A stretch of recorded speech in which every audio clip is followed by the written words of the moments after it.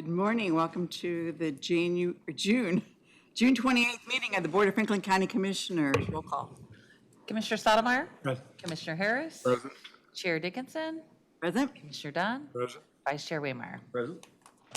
Please rise and join me for the Pledge of Allegiance, followed by the invocation led by Leonard Chesbrough.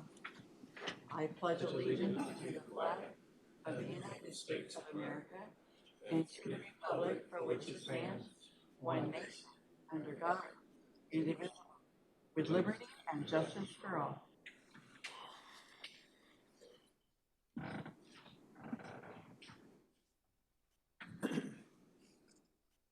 Let us pray. Heavenly Father God, we thank you for this day you've given us, Lord. And Lord, we just give you all the praise. I took my scripture out of Psalms 105, 1, 2, and 3. Oh, give thanks unto the Lord. Call upon his name. Make known his deeds among the people. Sing unto him. Sing psalms unto him. Talk ye of all his wondrous works. Glory ye in his holy name. Let the heart of the let them rejoice that seek the Lord. Heavenly Father God, we say thank you for everything you do for us. You give your Son on the cross so we can have life more abundantly. Sometimes we forget to use these two words, thank you. They're very important words, Lord God. And Lord, help us to always remember to thank each other for what we do. And Lord God, I thank you for all the county workers for what they do here. In Jesus' name, amen. Yeah, and thank you. All right, do we have any correspondence or organizational business? I don't believe so. Do we have any public comment? All right. Our consent agenda this morning consists of minutes from the meeting on June 21st, tax change orders in the amount of minus $1,090.64, and payroll in the amount of $1,316,507.01. Motion to approve. Second. Commissioner Stottlemyre? Yes. Commissioner Harris? Yes. Commissioner Dunn? Yes. Commissioner Waymeyer? Yes. Chair Dickinson? Yes. And our first item of business is to consider appointing Jared Sterling to the RMH Board of Trustees. Derek Brown is going to present this. Yeah, this item speaks for itself. As the five of you know, the county commissioners are responsible for appointing members to the ransom board. I've let Jared know that normally you like these folks to come in and say a little about themselves. So Jared, if you want to come up, then. Get to sit back there. Yeah.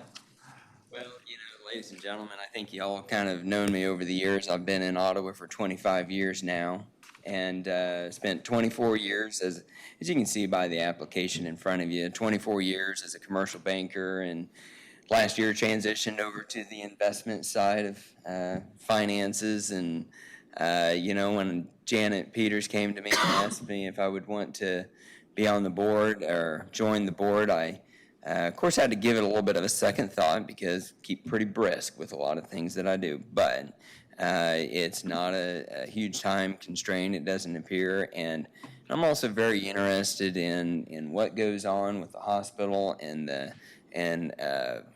with Advent and the RMH Board of Trustees and the commission and county, and how that how they work together on that to basically just improve the lives of Franklin Countyans. I think that's been a goal of mine for my tenure here.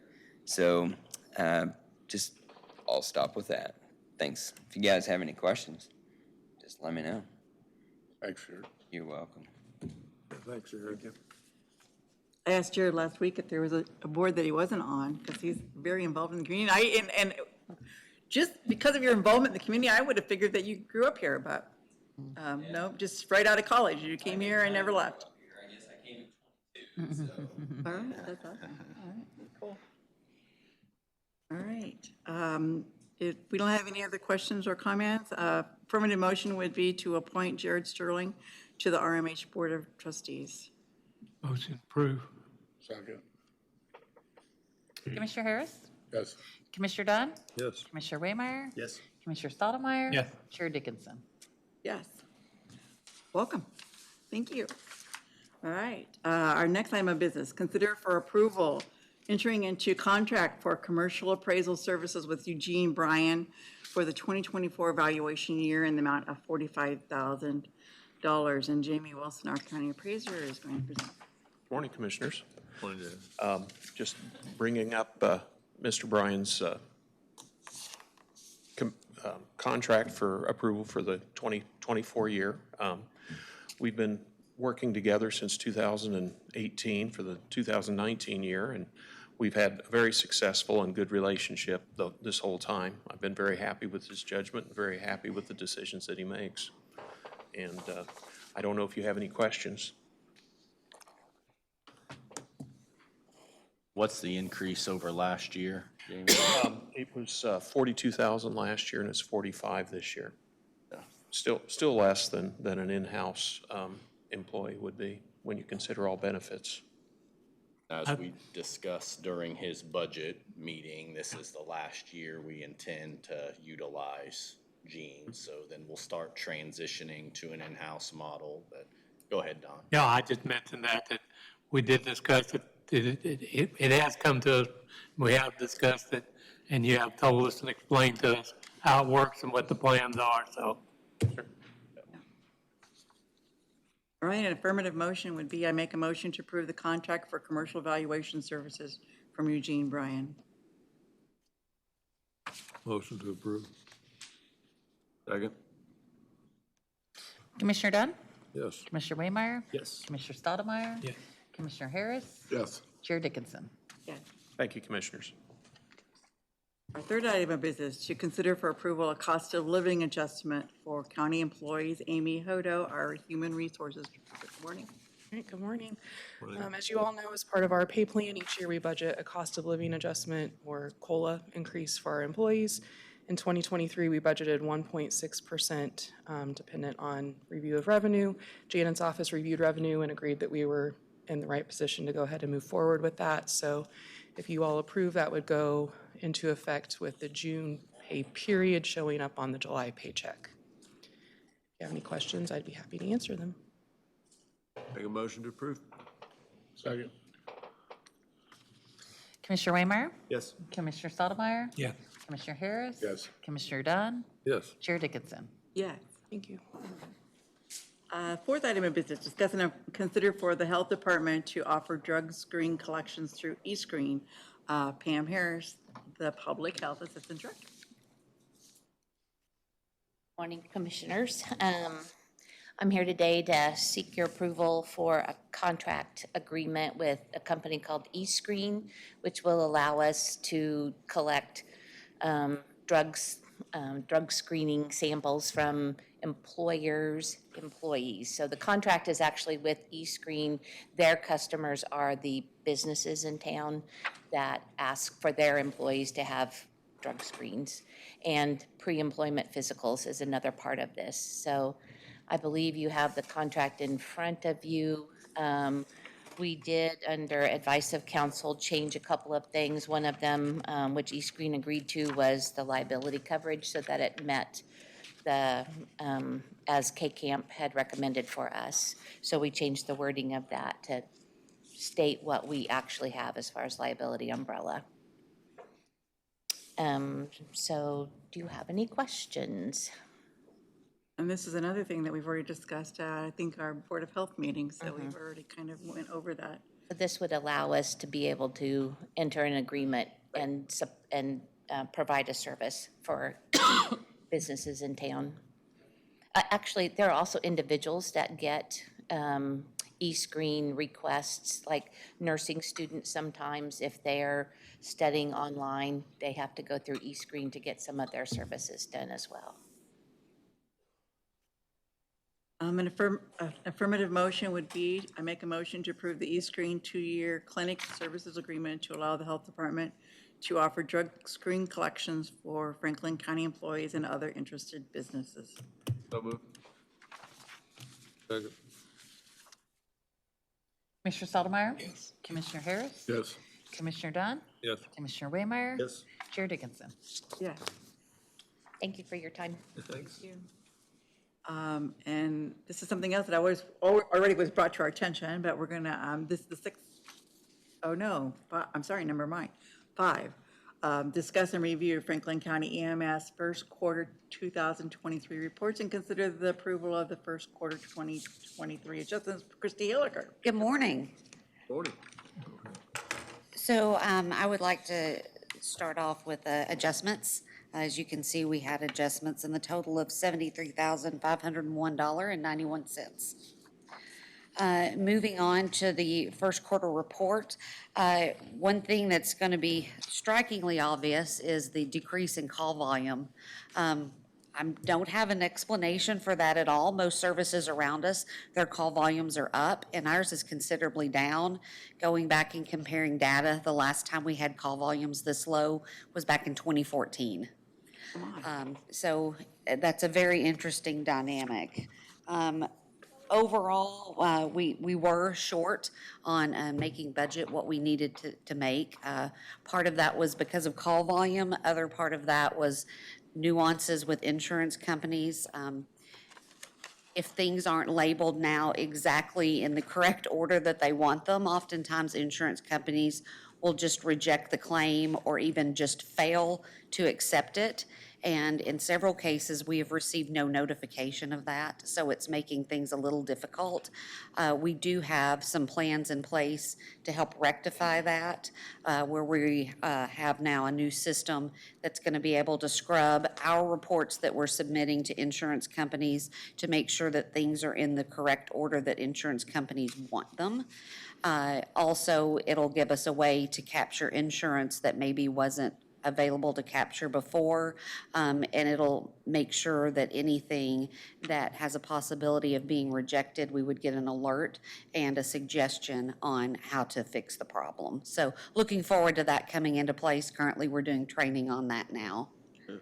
But just to highlight overall where we are with the department, you can see from the activities per district that particularly Ottawa South was down almost 100 calls, whereas everything, just about across the board, every district was down except for Advent, and there the transfer number was actually up compared to last year. Calls per district per day, that just reiterates what I had previously mentioned. And then when you start looking at percentages, Ottawa South and Ottawa North still remain our two biggest districts, but you can see that Advent Health, our transfers, is getting close to being in second place.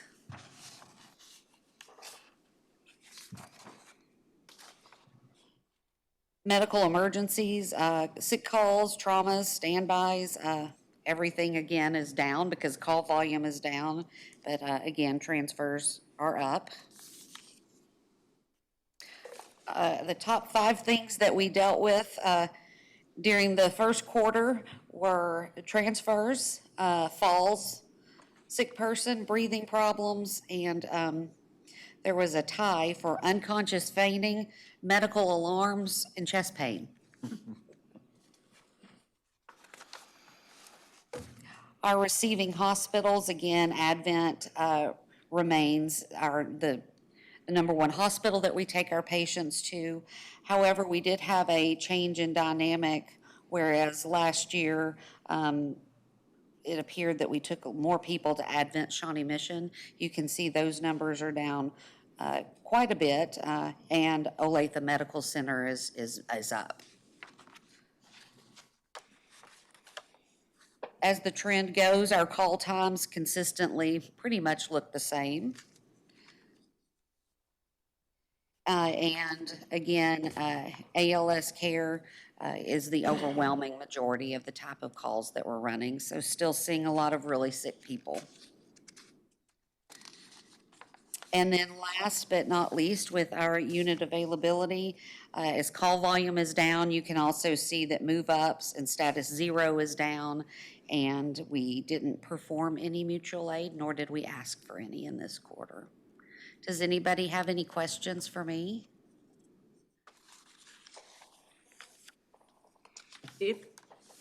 If you submit a claim to insurance and it's denied, can you resubmit it? Yes, we can. It just takes time to research it. One in particular yesterday was they have to have what's called a taxonomy code. And what that is what level of service you're providing. And we had the taxonomy code, the proper one on there, but it was listed on line 2 instead of line 1. And they didn't just reject it, they didn't even accept the claim and then didn't notify us. So it took 3 people working on it for about 4 hours to finally get to the root of what had happened. And after that, we were able to successfully resubmit the claim.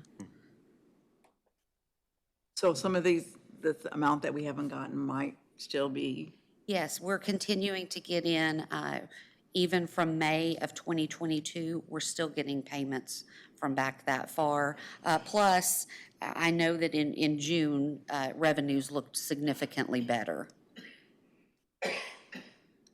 It's never good to hear that revenues are down or calls are down, but we're getting to the point where kind of an awkward size. Do we put on yet another It is. crew and expense with Sure. that, staffing that? So Sure. it's good to So- see it maybe moderating or leveling off. Right. Hopefully, this is just a one-off quarter and things do turn around, but that remains to be seen. Hopefully it means people are healthier too. Absolutely. Yeah, that's a good thing to have. Right. Nobody wants to have to call the ambulance. No. it's kind of like when the hospital numbers are up, you're down, then, that's great, but then they aren't making money. So Sure. Whatever. All right, the only action that we have to have, thanks for the report. You're welcome. But then we need to make a motion to approve the first quarter 2023 adjustments. Improve. Back. Commissioner Harris? Yes. Commissioner Dunn? Yes. Commissioner Waymire? Yes. Commissioner Stottlemyre? Yes. Chair Dickinson? Yes.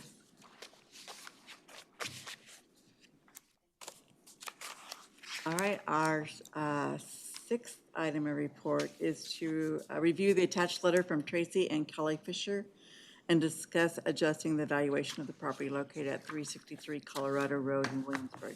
Janet Paddock, our county clerk.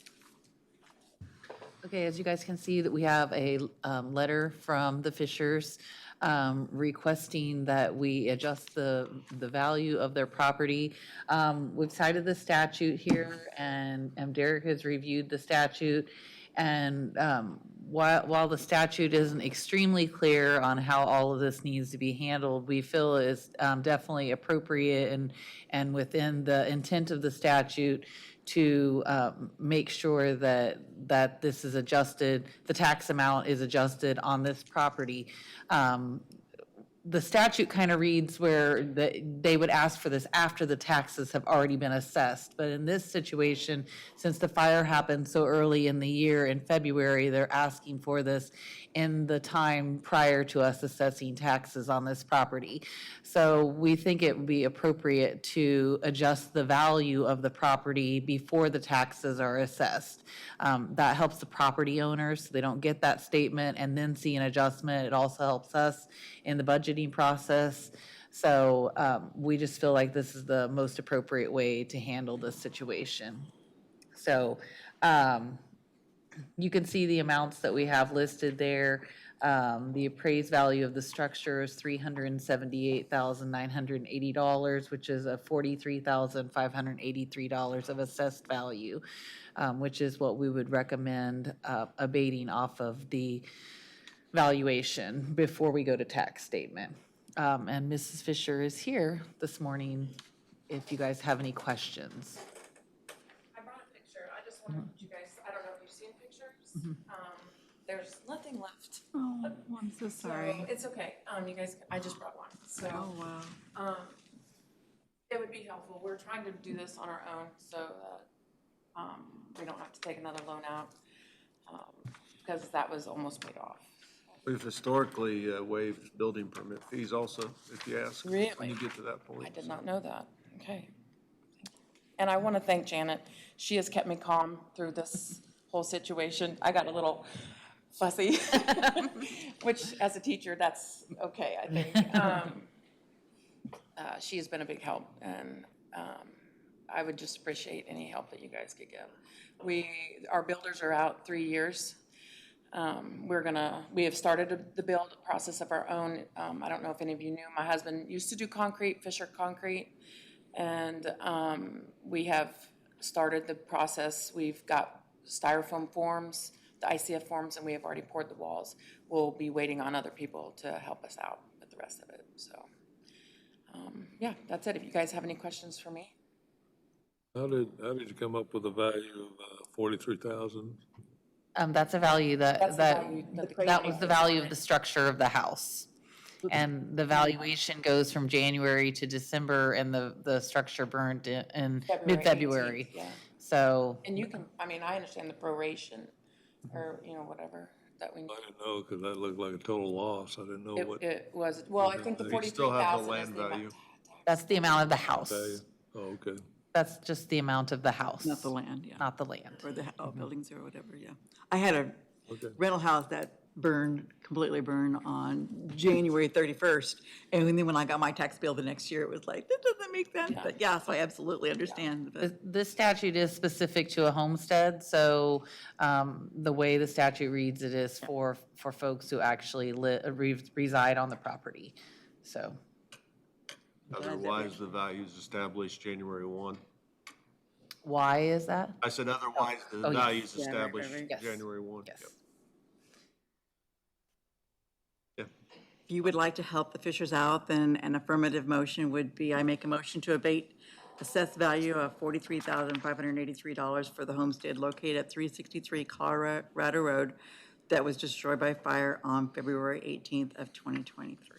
So move. Second. Commissioner Dunn? Yes. Commissioner Waymire? Yes. Commissioner Stottlemyre? Yes. Commissioner Harris? Yes. Chair Dickinson? Yes. Thank Good you. luck to you all. Thank you, guys. All right. A seventh item of business, consider appointing Phil Corbin to fill a vacancy on the Homewood Township Board. Yes, Commissioners, the person that was elected to fill the trustee position has passed away at Homewood Township, and so Phil Corbin has put in a letter of interest to fill that position, and I would recommend appointing him to fill that position. There's no questions or discussion. Affirmative motion on this item would be, I make a motion to appoint Phil Corbin to fill the vacancy as trustee on the Homewood Township Board. So move. Second? Commissioner Waymire? Yes. Commissioner Stottlemyre? Yes. Commissioner Harris? Yes. Commissioner Dunn? Yes. Chair Dickinson? Yes. And then our eighth item of business, consider appointing Michelle Randall to fill a vacancy on the Homewood Township Board. Yes, Commissioners, Michelle Randall has submitted a letter of interest to fill this position on the Township Board. She had previously held the position on the Township Board, but after the last election, the person that holds the treasurer position got more write-in votes, and she didn't want to give up the treasurer position to take this position. So we needed her to step down to resign, officially resign from that position before we could bring this to you. So I have spoken with the treasurer, and she has officially resigned that position so she could continue to be the treasurer. And now we would like you to appoint Michelle Randall, who has been holding the position. Okay. Kind of a long drawn-out explanation, but an affirmative motion on this item would be, I make a motion to appoint Michelle Randall to fill the vacancy as clerk on the Homewood Township Board. Motion approved. Second. Commissioner Stottlemyre? Yes. Commissioner Harris? Yes. Commissioner Dunn? Yes. Commissioner Waymire? Yes. Chair Dickinson? Yes. And ninth item of business, appoint new members to the Central Cemetery Board of Directors. Okay, Commissioners, I think I've talked about this with several of you. I know Commissioner Dunn has gotten some feedback from citizens out in the area. The Central Cemetery Board had been dwindling over time, just through people leaving, either just leaving the area or passing away. That left one person on the board, and he didn't feel like he could really do it on his own anymore. And so he has officially turned in the books to me, and and suggested that I bring this item to you guys to fill the position. We did publish in the newspaper for people who are interested in the position. I also had a list of folks who had expressed interest either to one of you commissioners or to me or to the person who had been on the board before. So I did send letters to them individually requesting that they send letters of interest. We did get 5 letters of interest for these positions, and the statute says that we will seat 5 people to the board. So I would recommend that we seat the 5 people that you have letters of interest for to the board. I think we're pretty lucky to get 5 people that are interested at the same time, so anyway. We do have one person here who has submitted a letter, if you would like to hear from him. Hear from anybody? I think we're good. I think we're ready.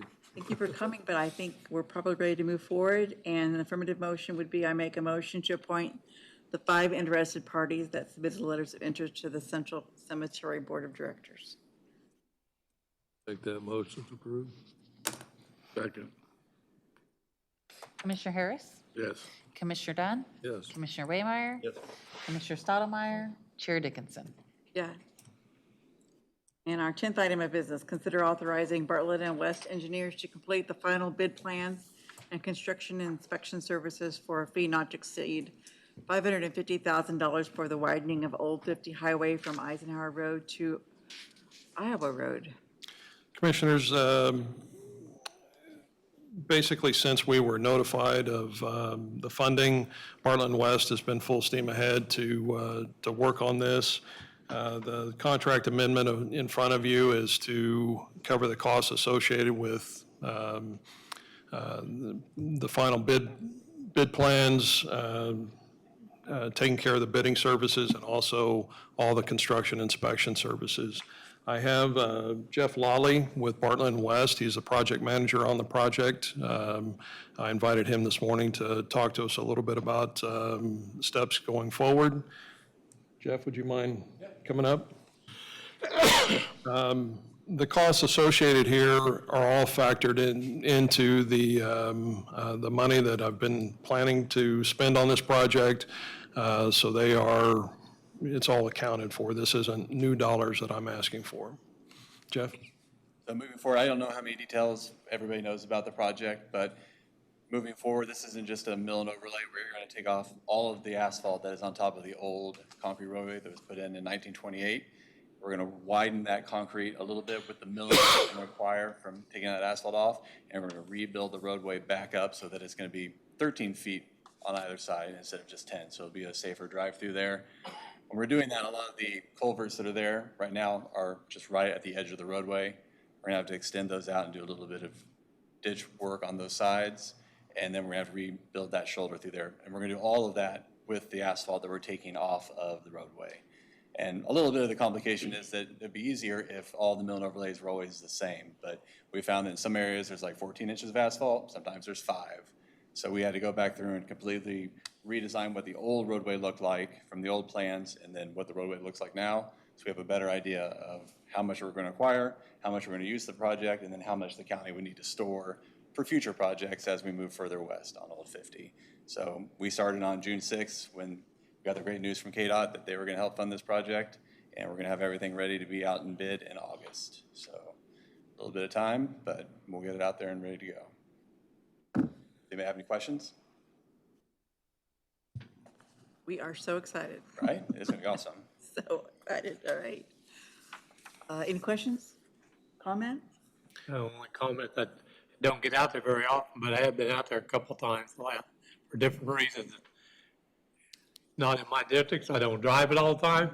So I ain't gonna say I got the pleasure to drive on it, but I did get to drive on it. It's very obvious why the county is pursuing it. Yeah, I've said this before, this particular road is the narrowest paved road that we have in the county. It's also one of the most heavily traveled. This 4-mile section that we're getting ready to work on here, that is definitely it's got almost 2,000 vehicles a day that travel that section of road, those 4 miles, so, which is the top 1 or 2 roads that we have in the county that, as far as traffic each day.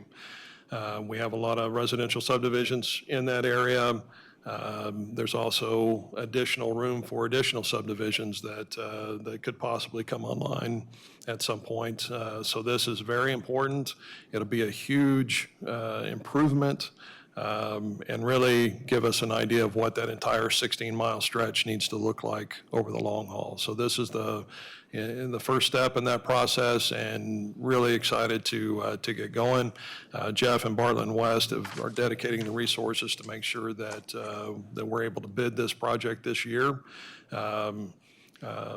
Construction may get started for a little while before we need to shut it down for the winter, but getting it done this year, I think, gives us an opportunity to get in front of some projects that aren't quite ready, that'll be bid next year, so we get it bid now. Hopefully, we attract a lot of interest. I've already got 2 firms that are calling on a regular basis to ask about it, so I'm excited about that. So, yeah, it's going to be a great thing. What's the plan gonna be for managing traffic? That is a great question, and we're gonna handle that during pre-construction to make sure that the contractor, whoever the winning contractor is, that they're aware of, the private citizens that need access and any of the developments, and that they understand that not only do they need to maintain access on Old 50 at all times, usually with flaggers. So does the contractor do traffic control, put together a plan? Yes. Okay, I didn't know if that's something Exactly. So with your design work, if you guys did, or? Yeah, Okay. they would tell us. I mean, we usually put together a plan just to prove that it can be done. Yeah. But it's usually in the best interest to have them tell us what they would like to do.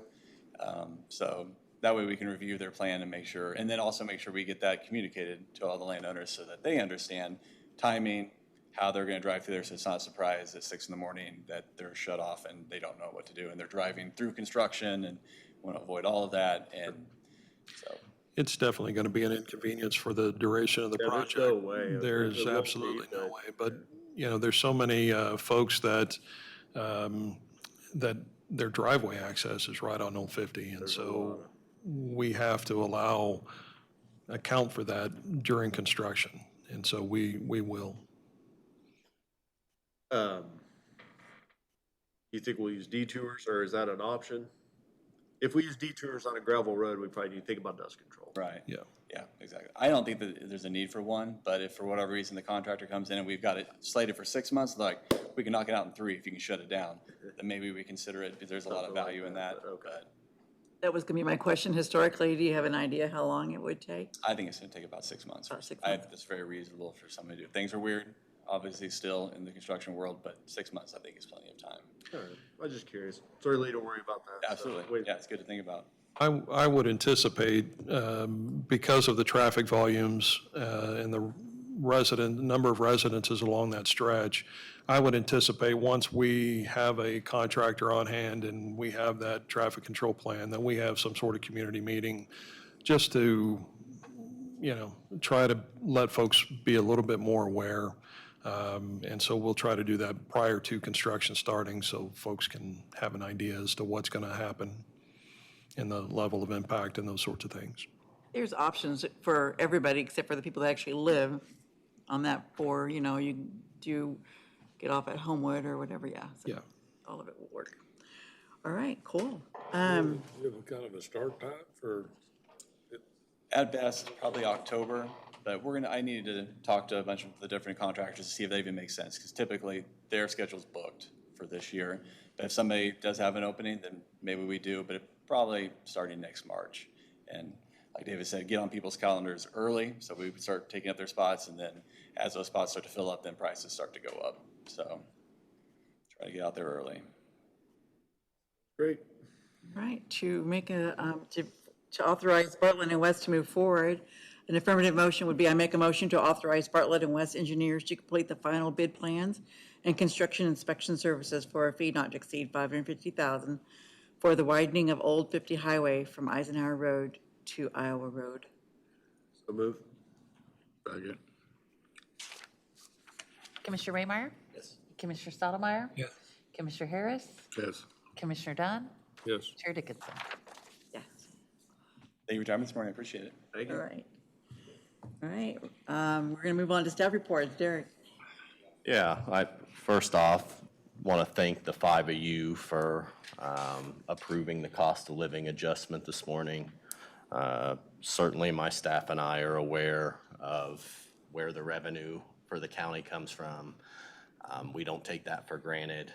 Don't take for granted your generosity and the fact that you continue to support the employees of Franklin County. So thank you very much for that. You may recall, and it's been some time ago, in fact, I hadn't thought about it for a long time until Janet brought it to my attention, regarding dispatch and how that is paid for. City of Ottawa, as you know, contributes 50%. As you just saw this morning, they are roughly 52% of our ambulance calls, and I think police and fire, that would also roughly pencil out as well. But we've told them that at the end of the year, if there is an excess in our budget, that we will refund them half of that excess. And it's time to do that. Do you all recall having that discussion? So, The other half being cash carryover for the next year, or? Yeah. yes. And part of the reason we did that was it's hard to budget given personnel and all of the turnover.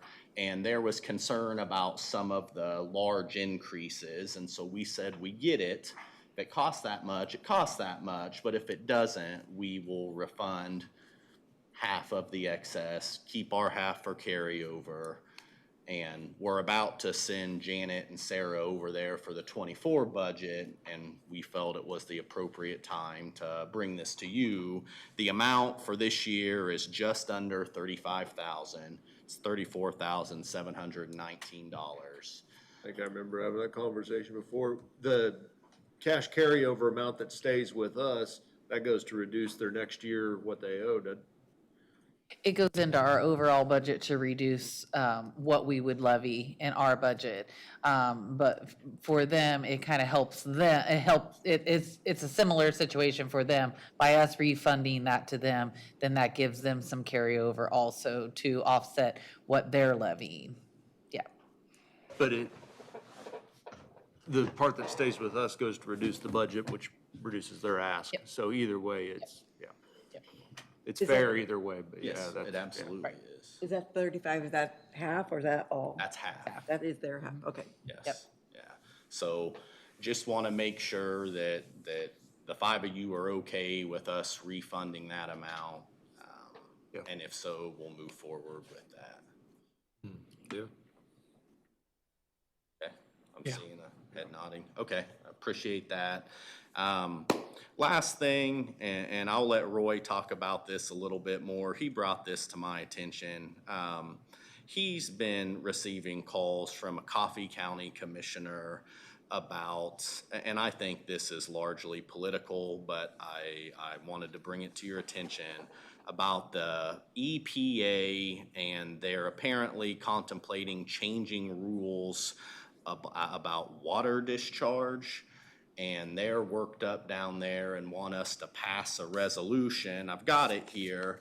I won't put this in front of you because it's full of political nonsense. And I don't think it's professional.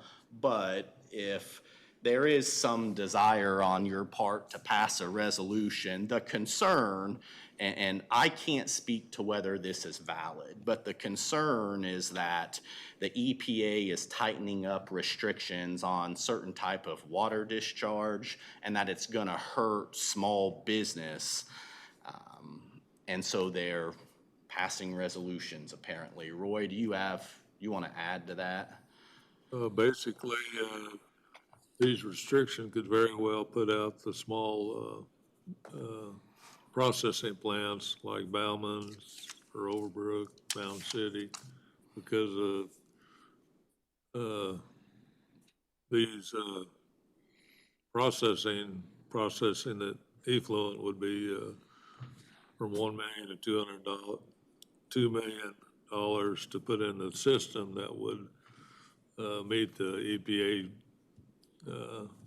proposed standards, which would be prohibitive for the small meat packing plants or processing plants. So it's, I know Coffee County was passed a resolution. I think Anderson County was gonna pass a resolution. I think the Bickelmeyers and Bauman's are probably concerned about this regulations. And so anyway, that's what this resolution that Coffee County put forth is to just in support of trying to limit the EPA for making rules that are prohibitive for small processing plants. That's kind of the whole gist of the thing. And and I have not looked into it, but if that is in fact the case, then certainly there's some honor in looking into that and potentially passing something like this. But I wanted to get a feel for where the five of you were at before we just put something in front of you. I'd suggest that you look into it a little deeper. I have heard about it, and it has been talked, but I didn't know how far it'd gone in the conversation. So many of these things are discussed forever. Sometimes they happen, sometimes they don't. And I know it sounds like it'd be really damaging to small processors, which right now we're having a hard time keeping the ones we have. Sure. And keeping them going. And I know, like Bellman's down there, I mean, taking small operations like that, that's more money than they probably have invested in their own system now, and it don't really gain us anything or change anything. It just satisfies what rules somebody wants to put on. And I don't think there's been any complaints about it or anything. I'm not the least bit interested in signing a by God political rant, but if there is a proposed changes that would hurt the local packers or not work for our community, I know the federal representatives have been good about reaching out or being available if we have any issues. And historically, we really haven't had anything to contact them about, but certainly expressing those concerns to them directly would be helpful. Yeah. Okay. I live across the street from Bauman's. I've never had any problems, but I would be glad to walk across the street and see where they are, where their thinking is as far as if this is an issue that they feel like I don't know. I certainly don't think it would hurt to talk to them and see if it's even on their radar. Yeah. And the only reason I am skeptical is this particular government has passed resolutions before, and in my opinion and mine alone, the intent's been to make a political statement, and that's not, I'm never going to encourage you guys one way or another to do that. That's not what we do here, and I don't know if this is another one of those things or not, but I'm happy to look into it, Don. So you might, I don't know if they think, like you said, has passed through KAC or they've had any. Yeah, Surely they'd be the first ones to Yeah. if it's multiple issues, On two listservs, one with well, actually 3 listservs, one with county administrators, the other with administrators and city managers, yet a third with county councilors. Nobody is talking about this. So I have not heard about it but for Commissioner Dunn, and I don't think Roy would have heard about it but for being contacted by Coffee County. Am I correct there? Or? Yes, that's all I've heard about it, and it's a federal thing, and, you know, I'm not advocating to do a resolution. I'm advocating just to look into it more, and if something that is on the radar, then we could do something at that time. Okay, no, I think that's fair. Yeah, very good, I can do that. All right. Christie, do you have anything more? All right, Sheriff?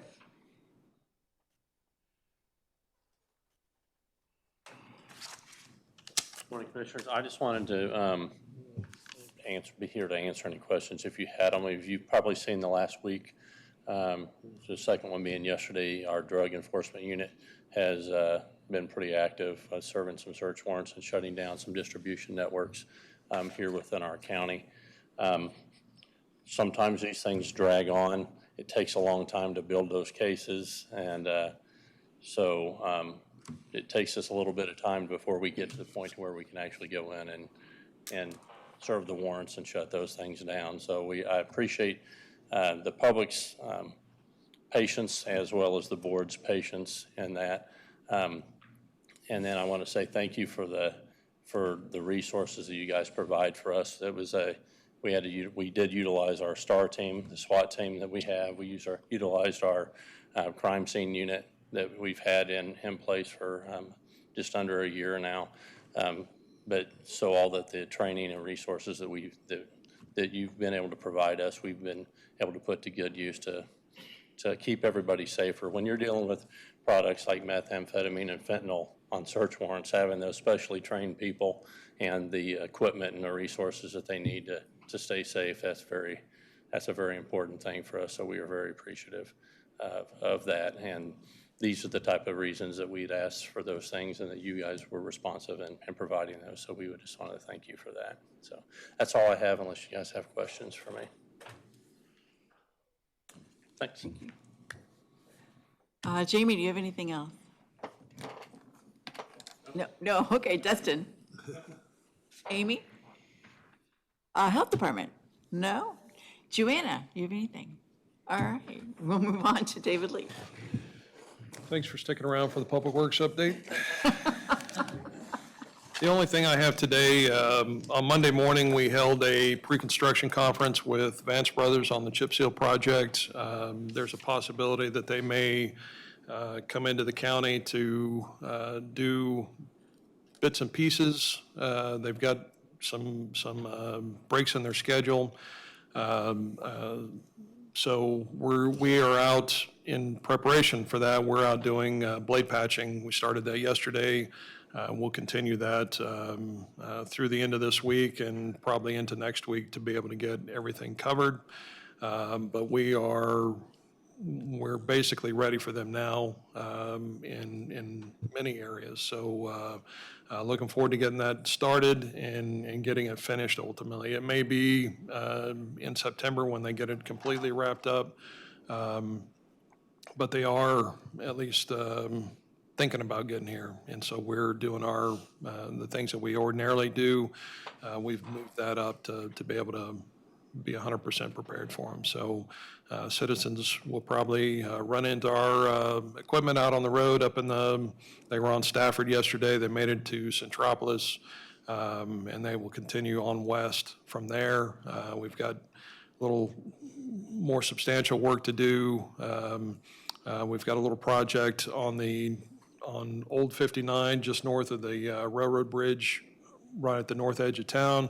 There's a spot there that is, gosh, I've been here for 30 some odd years. There's always been water there. We're going to try to dig that out and see if we can't fix that issue.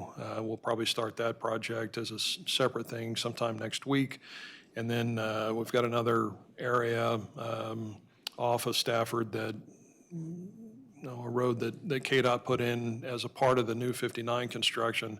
They only put an inch of asphalt on that road, and it's falling apart, but we're gonna try to patch it back together as best we can now, chip seal it to get some more life out of it, and hopefully, when we're able to do additional overlays, that'll be a road that we look at taking care of. So our folks are out in the heat, trying to make some improvements on the roads. That's all I have today. I was gonna say, tell them to stay cool and drink lots of fluid and. Awesome. All right. One question I have, David. I was in Williamsburg, and I get this complaint every time I'm in Williamsburg, so I stay out of there quite a bit. But anyway, they're concerned about the road from Williamsburg off I-35 over to John Brown. That 1 mile stretch is being a gravel road and a heck of a lot of traffic, heading towards Garnett or whatever. Which road is this? John Brown. John Brown? John Brown. Okay. There's about 1 mile stretch from I-35 to John Brown, and is that on our radar ever to do something about that road? As far as upgrading it to a paved road, that is definitely one of the roads, one of many that I would like to do in this county that would make sense to do. The cost to take a gravel road and make it a paved road, it's going to cost 1.2, 1.5 million, someplace in there, once you account for. Per mile, for all of the right-of-way, all of the, the things that you have to do to make that improvement. I will never recommend to this board that we do chip seal roads.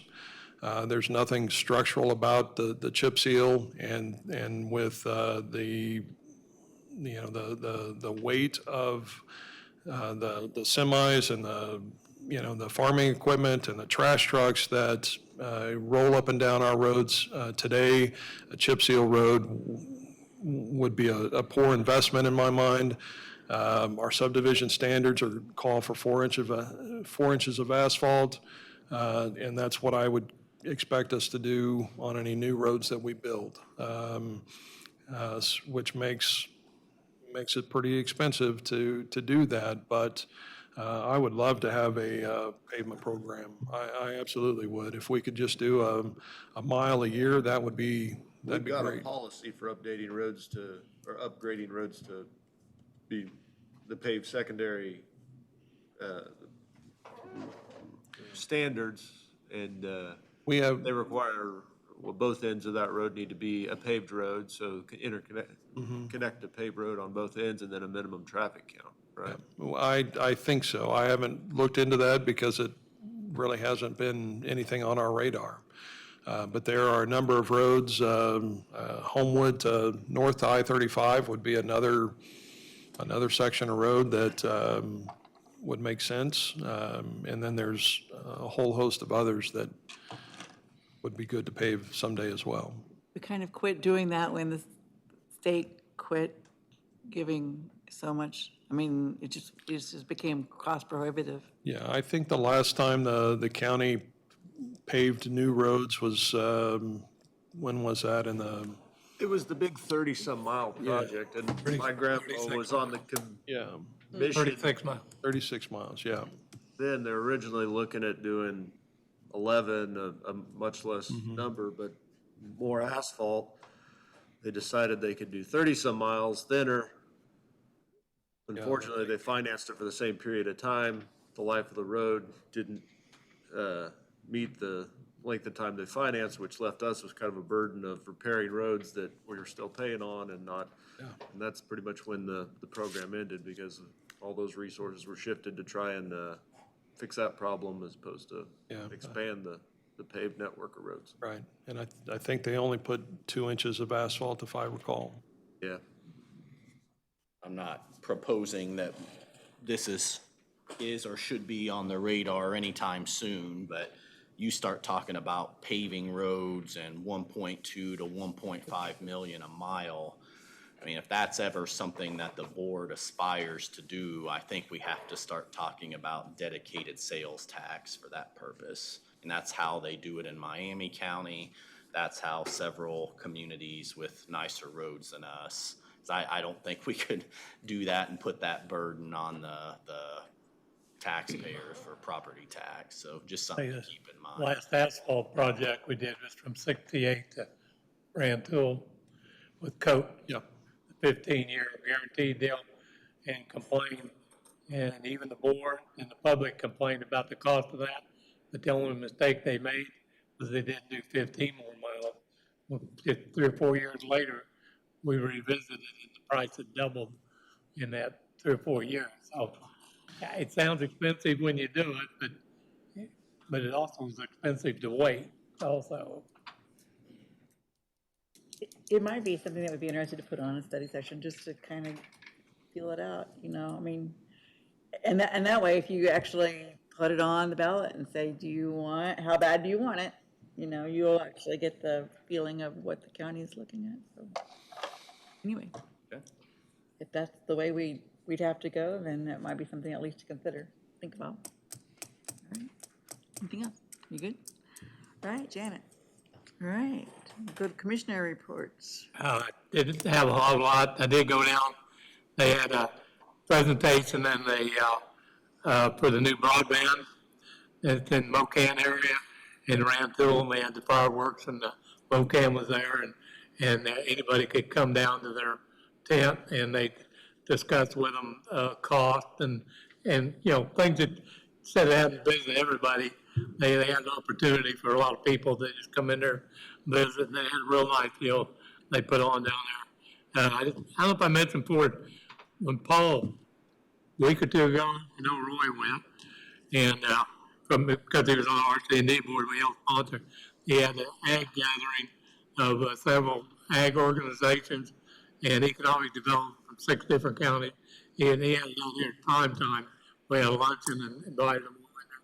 And we're starting to work on a deal, trying to put some kind of an ag summit together for the 6 counties and tie it in with economic development. So it's a hard cookie to go. It's hard to get people to come to those types of things and go to them kind of things. So, but Paul is working on it. And then on the dust control, we're lucky we got our dust control and we got it in. Coffee County still hasn't got theirs yet.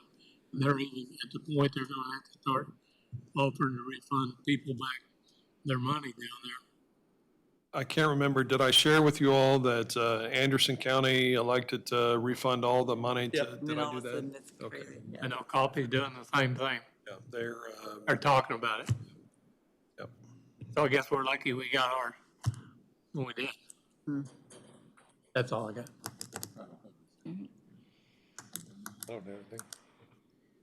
I had my first Heartland Works board meeting last Wednesday by Zoom. It was their annual meeting, kind of interested to see kind of what all is involved in that program. RMH board meeting last Thursday, and then Chamber Coffee on Friday. The city of Ottawa has a new fire truck that they wanted to show off, so that was my week. Next week, we will not have, the county office will be shut down for 4th of July on Tuesday, and we will not have a commission meeting on Wednesday, just as a reminder for everybody. Stay safe. Remember, we're still in a drought, so maybe kind of don't go all out on your fireworks, and we'll see you in 2 weeks. Motion to adjourn? Second.